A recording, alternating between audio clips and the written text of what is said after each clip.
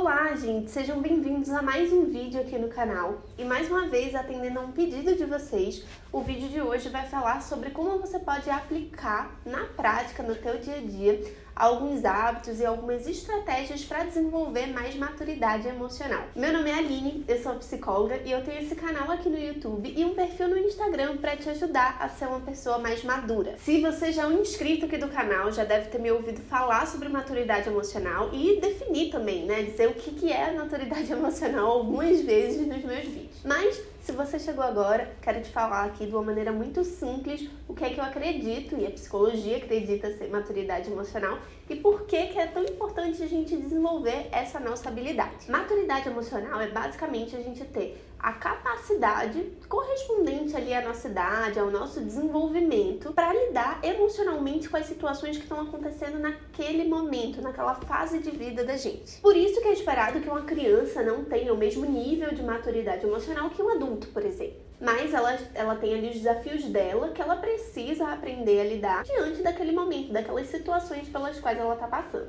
Então, grande parte dessa habilidade de ter maturidade emocional passa pelo reconhecimento das emoções, compreensão de como é que elas funcionam e como é que você está gerindo isso que acontece com você emocionalmente. Se eu tivesse que dar duas dicas, assim, que, enfim, ajudam vocês no dia a dia, que vocês não precisam passar por um processo de terapia assim, mais complexo, né, que vai mais profundo em algumas coisas. Eu diria para vocês focarem primeiro no automonitoramento, para você ter uma ideia de como você funciona emocionalmente, essa questão do reconhecimento das suas emoções. E segundo, na aceitação. Trabalhar um pouco na aceitação daquelas coisas que você não pode mudar naquele momento. Essas são habilidades, entre aspas, simples, ou seja, que você consegue ir lapidando, moldando aí de alguma forma, genericamente falando, bem autônoma e que não necessariamente você precisa estar na terapia para estar desenvolvendo isso. Eu já falei muito sobre automonitoramento aqui, porque é uma ferramenta muito acessível para todo mundo e que tem um alto índice de evidência científica de que funciona mesmo. Então você tem um lugar onde você registra as situações que mais te afligiram ali, como é que você se comportou, o que é que você estava pensando, que sentimentos foram aqueles que foram se preponderando, revisitar isso depois para saber se você realmente está diferenciando aí o que é um sentimento, o que é uma emoção e o que é um pensamento. Fazer esse automonitoramento é quase como traçar um mapa das tuas emoções. Ele vai ser um norte, um guia para entender onde é que você precisa melhorar emocionalmente e onde é que você tá bem e você não precisa mexer. Você pode, enfim, se conhecendo, né, convivendo com você há alguns anos, ter a ideia de que você tem mais dificuldade em determinada emoção. Por exemplo, a raiva. Raiva é uma emoção que você não gosta de sentir ou que você geralmente é muito impulsivo. As pessoas reclamam que você é uma pessoa agressiva quando está com raiva e você pode usar esse automonitoramento especificamente para esse sentimento. Então vamos supor aí que a raiva, você vai fazer esses registros sempre que você sentir raiva, anotando qual é a situação, qual foi o pensamento, qual foi o sentimento e o que é que você fez, qual foi o seu comportamento diante daquela emoção. Eu vou deixar aqui indicado para você uma forma mais fácil de você fazer esse autorregistro aí,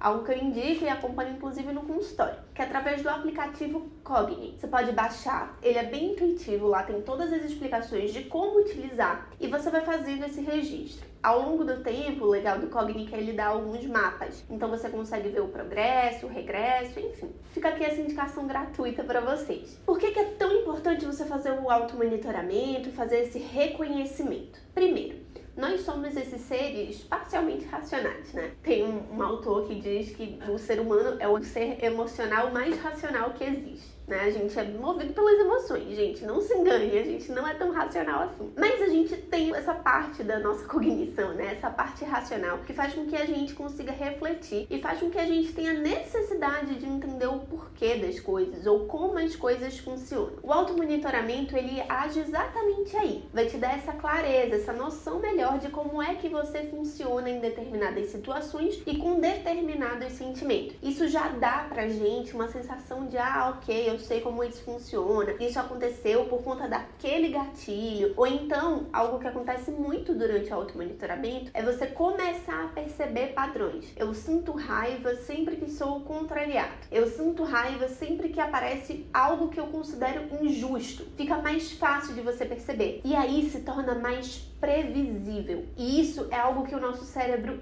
adora trabalhar, uma previsibilidade. Quanto mais previsível uma coisa se torna, mais munido de ferramentas para lidar com aquilo você se torna também, certo? Porque você não vai ficar sentado simplesmente esperando aquilo acontecer. Você vai agir de uma forma a melhorar aquela situação que te incomoda. Então o automonitoramento, ele gera previsibilidade. Pode ter certeza que isso vai ser chave para você ou evitar determinadas situações ou enfrentá-las de uma forma diferente da qual você vem enfrentando. E aí é que entra a aceitação. Aceitação daquilo que você não pode mudar. Muito dos nossos desconfortos emocionais vem da tentativa de modificar algumas coisas que a gente simplesmente não tem controle e não quer aceitar. É natural que a gente não queira aceitar aquilo que é desconfortável pra gente. Quem é que gosta de ficar padecendo no sofrimento? A gente quer sair, modificar aquilo dali. Só que muitas vezes, diante das coisas que a gente não tem controle, a tentativa de modificação gera ainda mais sofrimento do que você simplesmente aceitar as coisas assim como elas são. Isso porque se você tentar modificar algo que você não consegue controlar, você vai se frustrar diversas vezes nesse processo. E aí, além do sofrimento daquela situação que já tá ali posta, você ainda tem a frustração de tentar fazer algo e não conseguir. Além disso, a ansiedade é muito esse sentimento angustiante que a gente pode ter de tentar modificar algumas coisas ali no pensamento e não partir para ação. Ou seja, todo o nosso corpo se prepara para uma ação, para querer modificar aquele algo que está incomodando, mas a ansiedade breca isso, a gente não coloca isso para fora. Isso pode acontecer com diversas outras situações que não estão atreladas diretamente à ansiedade, mas que a ansiedade vai aparecer como um sentimento secundário ali, porque você tenta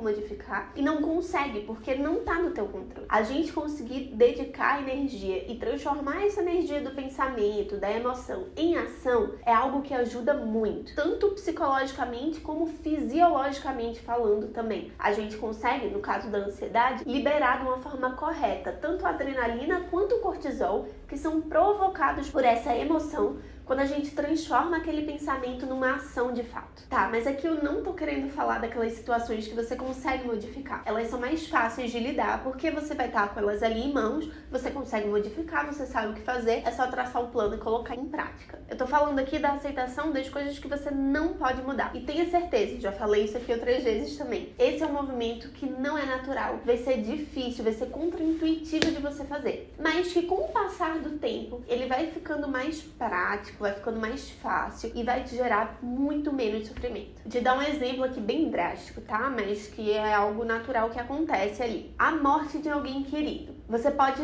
pensar ali em diversos cenários e se prender a essas possibilidades de se eu tivesse feito diferente, mas se o médico tarará, mas se fosse de uma maneira e não de outra, e isso te gerar ainda mais sofrimento. Nesse caso, pode gerar até um arrependimento de não ter feito algo antes para poupar aquela morte, para poupar aquela vida, né, do sofrimento e da morte. Só que a situação na qual você se encontra é essa pessoa já se foi, né? Ela já passou por aquilo dali. É natural, tá, gente? Que no momento em que a gente perde alguém, a gente pensa nessas coisas que poderiam ser feitas de diferente. A questão é como você vai lidar com esses pensamentos que você não controla também, tanto os pensamentos quanto a situação que já aconteceu. Você pode enfrentá-los de uma maneira diferente. Você pode levar esses pensamentos a uma outra reflexão e voltar o teu foco e a tua energia para o momento presente. O que você está fazendo agora para lidar com essa morte? Você sabe que você poderia ter feito várias coisas diferentes ali, mas agora, o que é que você está fazendo para lidar com essa morte? Para lidar com a dor da perda de uma pessoa tão querida? Será que, agora que isso já aconteceu, pensar no que poderia ter feito vai te ajudar a lidar com a emoção dura do luto nesse momento? Ou tem outras coisas que você pode dedicar a tua energia para processar essa emoção corretamente e não apenas fugir desse momento?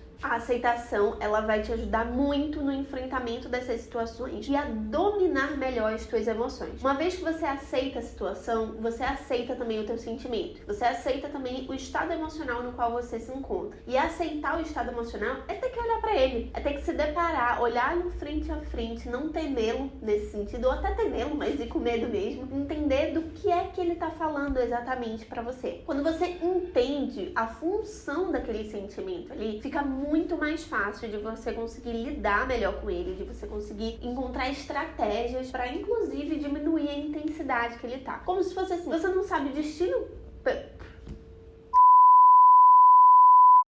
Se você não sabe nem com o que você está lidando, como é que você vai saber a ferramenta certa para consertar isso? É muito importante que você tenha essa clareza dos seus sentimentos, que você não deixe as coisas simplesmente passarem. Veja, não é curtir os sentimentos ruins, não é isso, mas é entender ali a função deles, senti-los com o objetivo de tentar melhorá-los e não simplesmente deixar de sentir. Agora, indo para o campo dos relacionamentos em relação à maturidade emocional, é muito importante que você foque ali e entenda melhor como é a tua comunicação, como é que tem sido a tua comunicação. Eu já tenho um vídeo aqui no canal falando sobre os estilos de comunicação, vou deixar linkado aqui para vocês darem uma olhada também. E a gente pode entender isso de 3 maneiras: a comunicação agressiva, a comunicação passiva e a comunicação assertiva. Você já deve ter ouvido falar aí nessa comunicação não violenta, né? A CNV. Tem muito conteúdo aqui na internet sobre ela, você pode dar uma olhada, pesquisar aí melhor. Mas eu acredito que a gente pode falar sobre CNV quando a gente fala de uma comunicação não agressiva ou não passivo-agressiva. Eu entendo a comunicação passivo-agressiva como uma comunicação agressiva, tá? Muitos autores da psicologia também, eu me atrelo a eles. Tem outros que dizem que não, que esse é um 4º estilo ali de comunicação. Mas você ter uma clareza melhor a partir do automonitoramento, a partir da aceitação, vai te dar essa munição para conseguir modificar a forma como você tem se comunicado. Se você não tem clareza do que você sente, se você não aceita que você sente determinados sentimentos, dificilmente você vai mudar a forma como você expressa esses sentimentos. E comunicação é exatamente isso, é uma forma de você estar expressando os teus sentimentos. Por isso que é tão importante você ter clareza, primeiro, de que sentimentos são esses, para depois você modificar a forma como você tem expressado eles. De uma maneira bem breve, pra gente não se demorar muito aqui nesse tema, a comunicação agressiva é aquela comunicação na qual a gente invade o outro, sem respeitar os limites dele. A comunicação passiva é aquela na qual a gente deixa ser invadido pelo outro. E a comunicação assertiva é aquela na qual a gente consegue tanto respeitar os nossos limites e impô-los quando necessários, quanto respeitar os limites do outro também. E é esse o nosso foco: transformar a comunicação das pessoas, a tua comunicação principalmente, né, numa comunicação assertiva, na qual você se respeite e respeite a outra pessoa também. Esse ponto de entender como é que tá a tua comunicação e conseguir modificá-la talvez seja um pouco mais complexo, tá? Mas não impede de você parar um pouco, dar uma olhada sobre isso, nesse vídeo que eu te falei aqui, entender a partir dessa breve explicação que estilo de comunicação é o teu e tentar fazer esses ajustes para que você consiga ser cada vez mais assertivo. Não só na comunicação, mas na vida de uma maneira geral, né?